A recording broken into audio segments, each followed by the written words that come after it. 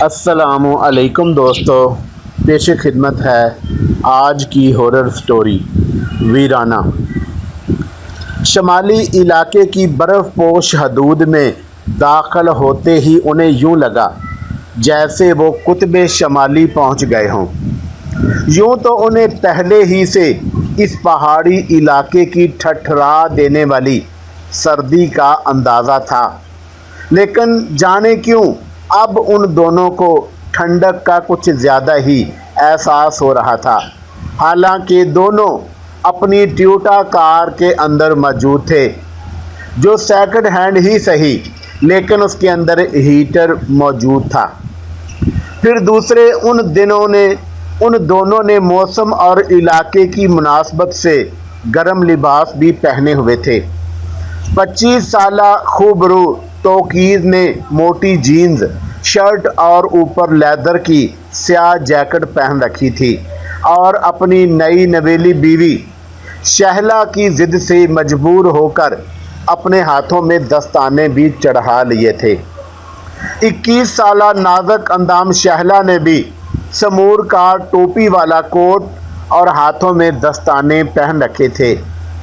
باہر دور تک وادی میں اتری ہوئی خون کو برفاب کر دینے والی ٹھنڈ، جب کار کے ایئر ایگزاسٹ یا آکسیجن دینے والے خود کار روزونوں سے اندر آنے لگی تو ہیٹر کا مصرف یک دم بے معنی ہو کر رہ گیا تھا، مگر پھر بھی توقیر نے اسے آف نہیں کیا۔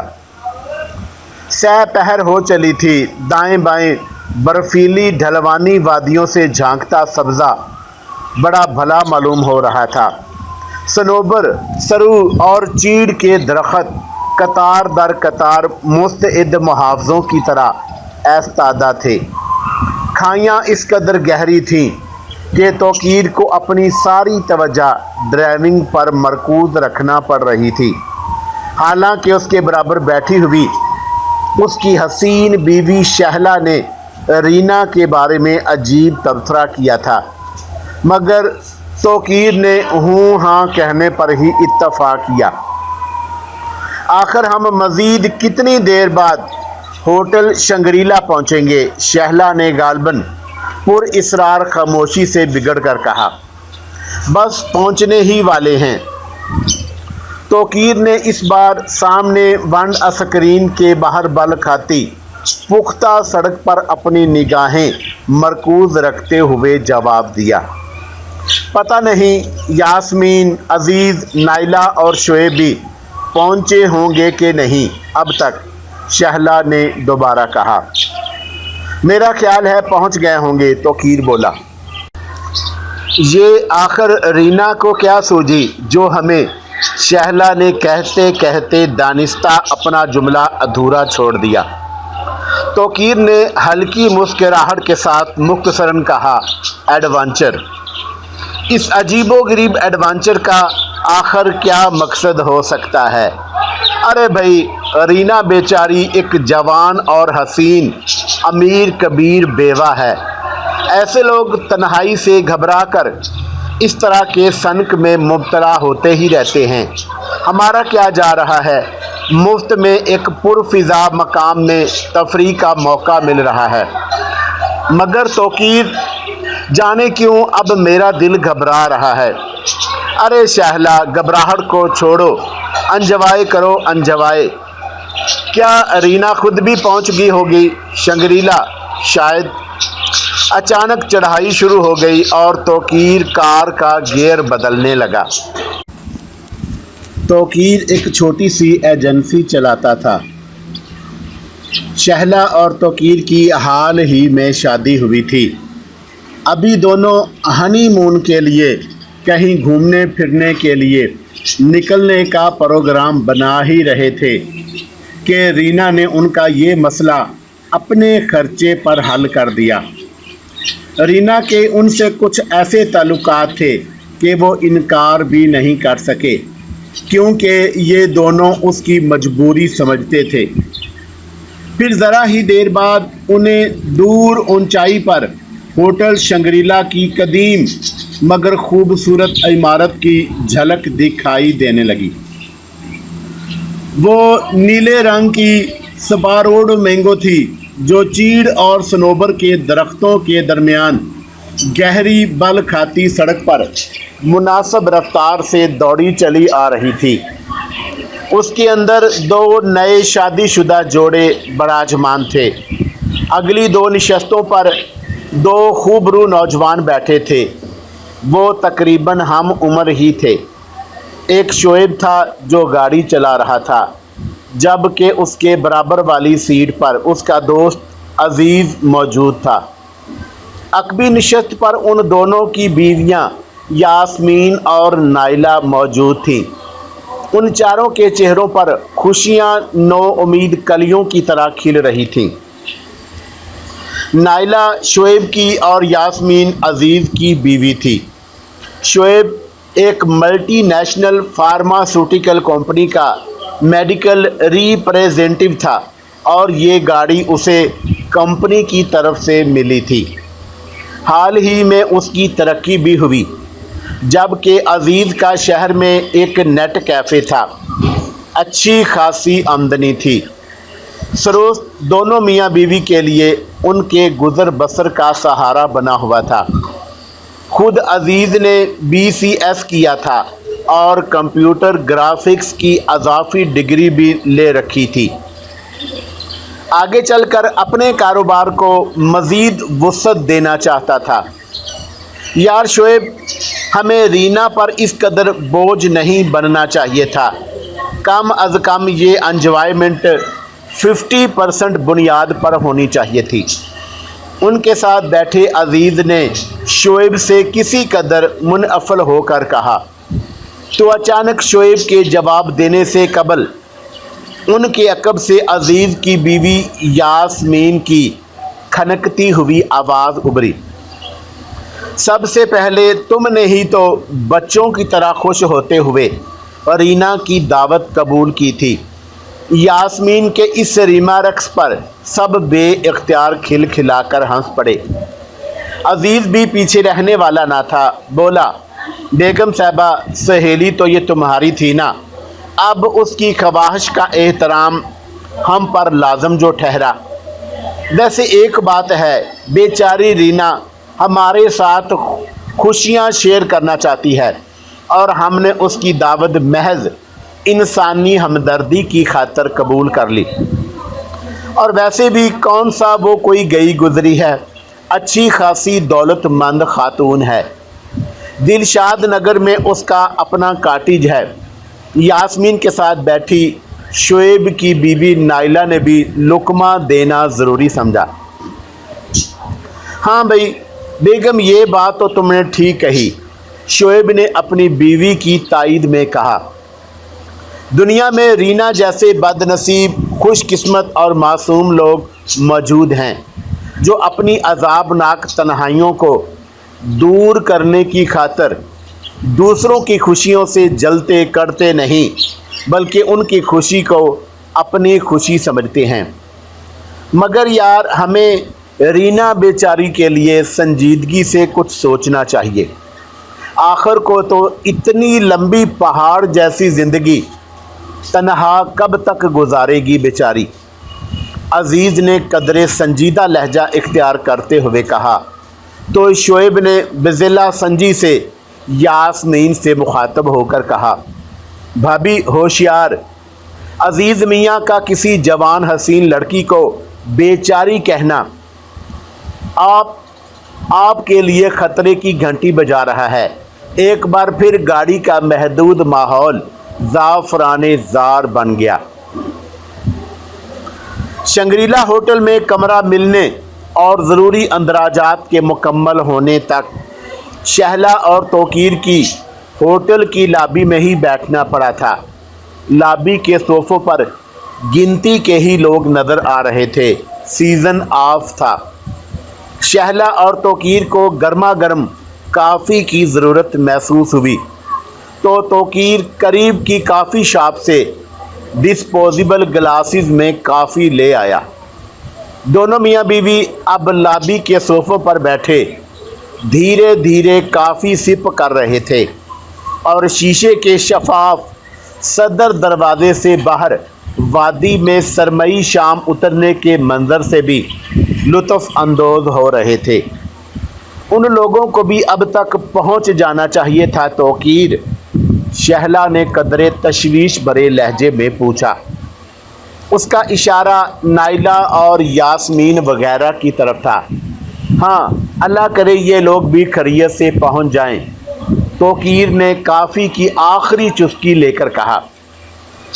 एक वर्दी पोश वेटर उनके करीब आया और मौदबाना अंदाज में उन्हें कमरे में चलने को कहा। दोनों मियाँ बीवी उठे और फिर ये लोग वेटर की रहनुमाई में बलाई मंजिल की एक नीम रोशन राहदारी से गुजरकर आखिरी सिरे पर वाक़या एक कमरे में आ गए। यार, सीज़न तो ऑफ है और होटल में रश भी कम है, फिर हमें नीचे कमरा क्यों नहीं दिया गया? कमरे के दरवाजे में चाबी घुमाते हुए वेटर से तौकीर ने बिल आकर पूछ ही लिया। सर, सीज़न बेशक ऑफ है, मगर इस इलाके की खूबसूरती 12 महीनों ही अपनी शायकीन के लिए तफरी का बाइस बनी रहती है।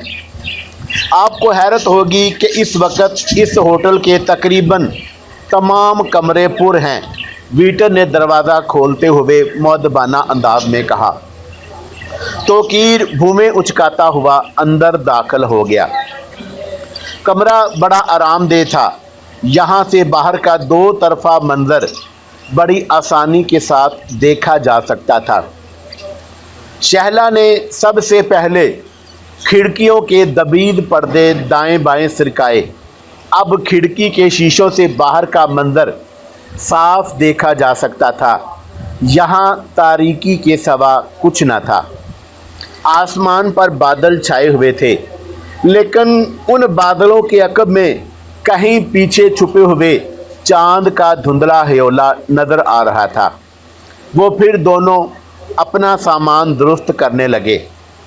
थोड़ी देर बाद ही शोएब और अजीज़ भी पहुंच गए। उनके कमरे भी शहला और अजीज़ के साथ साथ ही थे। उन कमरों का होटल शंग्रीला में इंतज़ाम रीना ने पहले ही कर दिया था। उन लोगों ने एक ही कमरे में इकट्ठे डिनर किया। फिर गर्मा गर्म कॉफ़ी का दौर चला। ये लोग कुर्सियों और सोफ़ों पर बैठ गए और रीना के मतल्लक गुफ्तगू करने लगे। वो खुद उन्हें यहाँ बुलाकर अब तक नहीं पहुँची थी। रीना ने उनसे कहा था कि वो लोग जब होटल में इकट्ठे हो जाएंगे तो वो उन्हें अगले दिन आकर अपने साथ अपने शाहाना कॉटेज में ले जाएगी। फिर उसके बाद सैर सपाटों की बाकायदा महम तश्कील दी जाएगी। बस किसी तरह आज की ये नाइट ऑफ ग्रेट सस्पेंस तमाम हो जाए तो फिर दिलो दिमाग से तजस्सुस उतर जाएगा। शोएब ने आखिरी चुस्की लेकर कहा। क्या तजस्सुस भाई? अजीज़ ने कदरे हैरत से पूछा।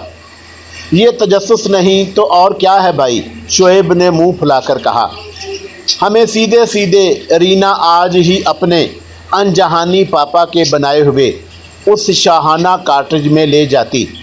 इस तरह एक रात होटल में हमारे सब के पड़ाव डालने का भला क्या फ़ायदा? शोएब भाई, आप ये क्यों भूल रहे हैं कि उस लेडी ऑफ सस्पेंस ने खालसन अपनी जेब से हमारे इस महंगे तरीन होटल में और वो भी अलहदा अलहदा रहने का बंदोबस्त किया है। अरे भाभी, दरअसल शोएब भाई का मतलब था कि शोहर शहर से यहाँ तक 4 घंटों का जो तेल हमने अपनी गाड़ियों में डलवाया है वो भी रीना साहबा अपनी जेब से ही भरती। तौकीर ने अज़राहे तफन्नन लुकमा दिया और बे-इख्तियार सब खिलखिलाकर हंस दिए। मुझे जाने क्यों ये सारा कोई पुरइसरार चक्कर मालूम होता है, शहला ने कदरे संजीदगी से कहा। नहीं भाभी, वो बेचारी भला क्या चक्कर चलाएगी? उसका मकसद महज सैर सपाटे और अपनी तन्हाई दूर करने के सिवा और कुछ नहीं हो सकता। अजीज़ ने भी जवाबन संजीदगी से कहा। थोड़ी देर इधर उधर की गुफ्तगू करने के बाद یہ لوگ سب اپنے اپنے کمروں کی طرف آرام کرنے چل دیے۔ باہر تاریک اور برف پوش وادیوں میں ہلکی ہلکی بوندا باندی شروع ہو چکی تھی۔ اگلے دن الصبح ایک 70 سالہ بوڑھا انہیں لینے کے لیے ہوٹل شنگریلا آ پہنچا۔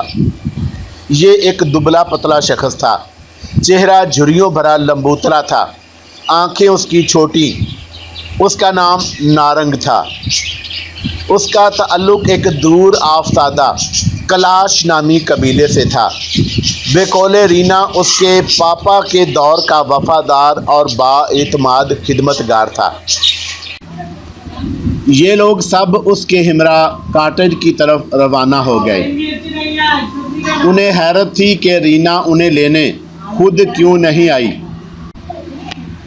بوڑھے نارنگ نے انہوں نے رینا کے بارے میں پوچھا ہی تھا کہ انہیں لینے کیوں نہیں آئی، تو نارنگ نے عجیب سے لہجے میں کہا تھا، میڈم ابھی شہر سے نہیں پہنچ پائی ہیں، البتہ انہوں نے فون پر مجھے آپ لوگوں کو رسیو کرنے کی ہدایت کی تھی۔ یہ لوگ متعجب تو ہوئے مگر خاموش رہے۔ دونوں گاڑیاں آگے پیچھے بل کھاتی پختہ سڑک پر مناسب رفتار سے دوڑی جا رہی تھی۔ دن بھر ہونے والی بوندا باندی سے آس پاس کا ماحول دھل کر نکھر گیا تھا، البتہ چیڑ اور دیوار کے پیڑوں اور سرسبز مرغزاروں پر برف نقرئی تاج کی طرح صبح کی ہلکی ہلکی دھوپ میں چمک رہی تھی۔ موسم بڑا خوشگوار تھا۔ آسمان پر اگرچہ اب بھی بادلوں کے ٹکڑے تیرتے نظر آ رہے تھے، مگر ابھی ان کے برسنے کے آثار تک نظر نہیں آ رہے تھے۔ کوئی لگ بھگ 1.5 گھنٹے کے بعد نارنگ کے اشاروں پر گاڑیوں کو پختہ سڑک سے نیچے ڈھلوانی وادی کی ایک ذیلی سڑک پر اتارا گیا۔ یہ سڑک نما ایک ناپختہ راستہ تھا۔ یہاں سے مزید نصف گھنٹے کی ڈرائیونگ کے بعد ان کا عمودی سفر شروع ہوا، جو بالآخر چند کلومیٹر تک محیط رہنے کے بعد بلندی پر دیوار اور صنوبر کے درختوں کے جھنڈ میں گرے ہوئے ایک خوبصورت مگر قدیم طرز کے چوبی کاٹیج کے سامنے اختتام پذیر ہوا۔ بقول نارنگ پختہ سڑک سے یہ کچا راستہ بالخصوص کاٹیج تک رینا کے انجہانی پاپا نے ہی بنوایا تھا۔ وہ ٹمبر کے بہت بڑے ٹھیکے دار تھے۔ یہ لوگ پھٹی پھٹی آنکھوں سے اس خوبصورت اور سحر انگیز کاٹیج کو تکتے ہوئے گاڑیوں سے نیچے اترے۔ یوں لگ رہا تھا جیسے کسی مصور نے بہت ہی خوبصورت مناظر کے درمیان یہ کاٹیج پینٹ کیا ہو۔ اب تک انہوں نے ایسا خوبصورت کاٹیج صرف تصاویر میں ہی دیکھا تھا۔ کاٹیج 3 اطراف سے صنوبر اور دیودار سے گھرا ہوا تھا۔ کاٹیج کے گرد خاردار باڑ کا احاطہ تھا، جس کا بیرونی گیٹ کھلا ہوا تھا۔ یہ کاٹیج زمین سے لگ بھگ 4-5 فٹ اونچا تھا۔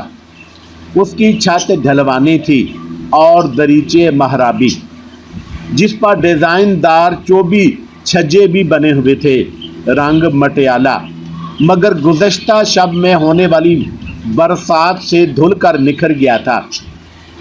ایک چمنی بھی نظر آ رہی تھی، جس سے دھوئیں کی لکیر فضا میں بلند ہو رہی تھی۔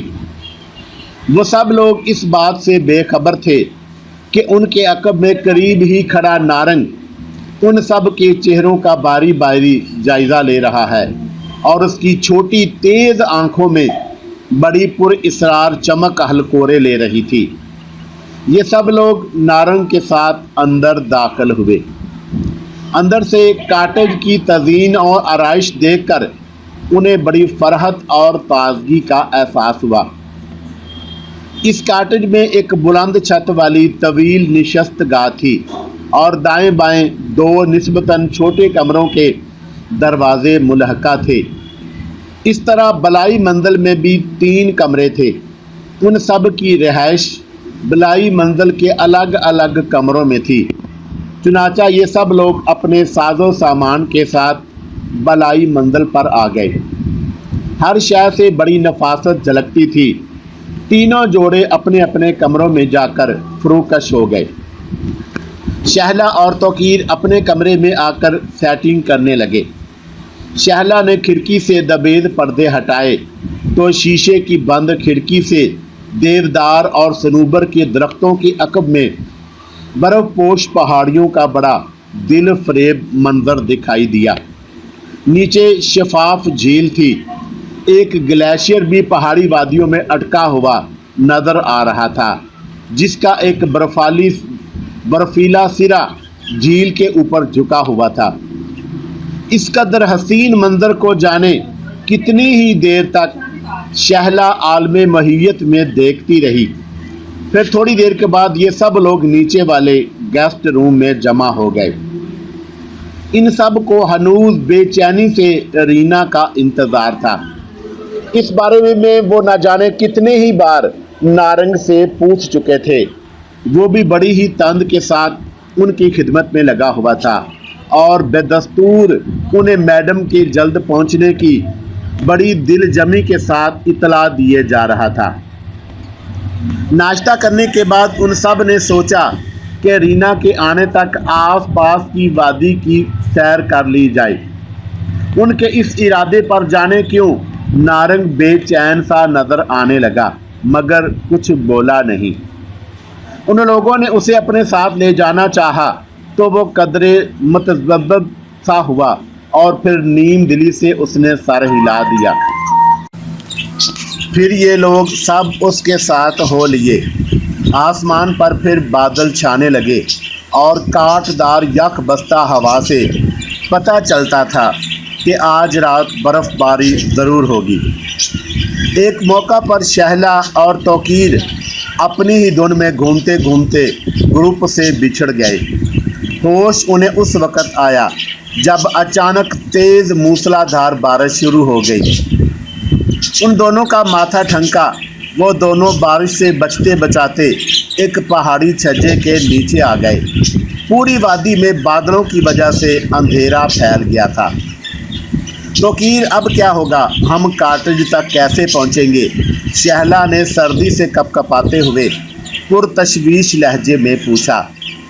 तौकीर खुद परेशान नज़र आ रहा था, ताहम वो अज़राहे तशफ़ी से बोला, अब बारिश रुकने का इंतज़ार करना पड़ेगा। मगर तौकीर, बारिश के तो रुकने के आसार तक नज़र नहीं आते। आखिर कितनी देर हमें यहाँ रुकना पड़ेगा? शहला ने परेशानी से कहा। तौकीर कोई जवाब देने की बजाय अपनी जैकेट की जेब में दोनों हाथ डाले मुतफक्राना नज़रों से गिरदो पेश का जायज़ा लेने लगा। बारिश मतवातर जारी थी, उसका ज़ोर अभी नहीं टूटा था।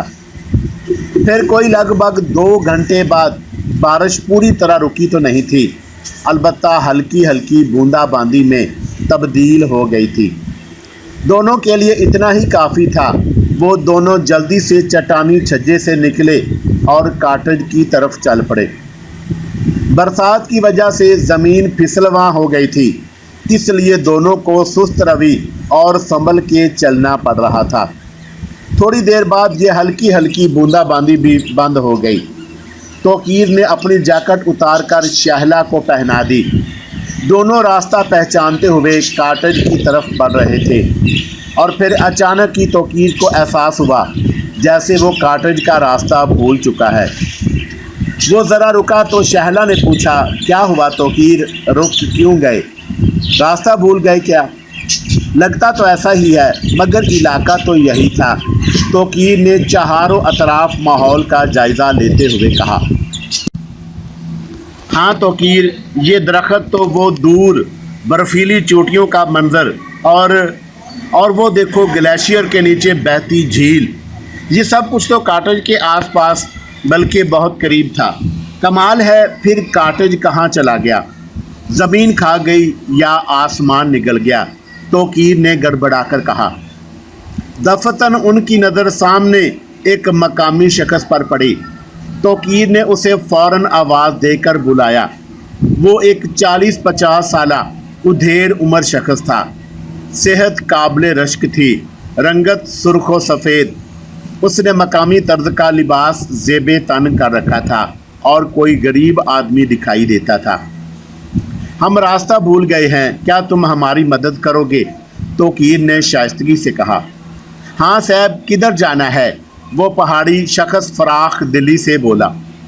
तोकीर ने उसे काटेज का महल्ले वकू बताते हुए उससे पूछा तो उस पहाड़ी वाले शख्स के चेहरे पर चंद सानियों के लिए हैरत अमेज़ तासरात कायम रहे और फिर वो फ़ौरन नफ़ी में सर हिलाते हुए बोला, साहब ऐसा तो कोई काटेज यहाँ दूरो नज़दीक कभी देखने में नहीं आया। क्या ये कैसे हो सकता है? बीक वक़्त उन दोनों के मुंह से निकला। हाँ जी, भला मैं झूठ बोल रहा हूँ कोई? पहाड़ी शख्स ने पुरएतमाद लहजे में कहा।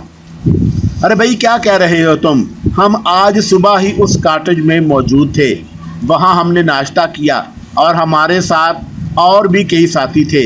हम बाहर घूमने निकले तो रास्ता भटक गए और आप कह रहे हैं यहाँ दूरो नज़दीक ऐसे किसी काटेज का सिरे से वजूद ही नहीं। तोकीर ने कहा तो वो पहाड़ी उधेड़ उम्र शख्स एक लम्हे को उलझन अमीर सोच में मुब्तला नज़र आने लगा और फिर तोकीर की तरफ देख कर बोला, साहब एक बात बताओ, उस काटेज में और कौन था? मेरा मतलब है आप लोगों के अलावा कोई खिदमतगार या चौकीदार? हाँ, एक खिदमतगार था, उसका नाम नारंग है। तोकीर ने उसे बताया। नारंग का नाम सुनकर उस पहाड़ी शख्स को हैरत का शदीद झटका लगा और वो तोकीर के चेहरे की तरफ यूं देखने लगा जैसे वो किसी और ही सैयारे की मखलूक हो। क्यों भाई, क्या हुआ? तुम चौंक क्यों गए? तोकीर ने पूछा। साहब क्या आपको पूरा यकीन है कि नारंग आपके साथ इस काटेज में मौजूद था? हाँ भाई, अभी चंद घंटे पहले की तो बात है, खुद हमें होटल शंग्रीला से इधर लेकर आया था। साहब नारंग का ज़रा हुलिया बताना। तोकीर ने उसे नारंग का हुलिया समझाया तो पहाड़ी शख्स चौंक कर ज़ारे लब बड़बड़ाया, हुलिया तो वही है। क्या हुआ भाई, कुछ हमें भी बताओ, ये सारा चक्कर क्या है? तोकीर ने झंझलाकर पूछा। देखो साहब, मुझे इस वादी में रहते हुए 40 साल हो गए हैं, उसने कहना शुरू किया। जब मैंने होश संभाला था तो मैंने इधर वादी में एक काटेज देखा था जो एक लकड़ी के ठेकेदार ने अपनी पसंद से बनवाया था। नारंग नामी वो खिदमतगार भी इन दिनों जवान ही था, मगर फिर चंद सालों बाद जाने क्या हुआ, उस काटेज को आग लग गई और उसका खिदमतगार नारंग भी उसके साथ ही आग में जल मरा। क्या नारंग भी मर गया था जलकर? तोकीर ने हैरत से पूछा।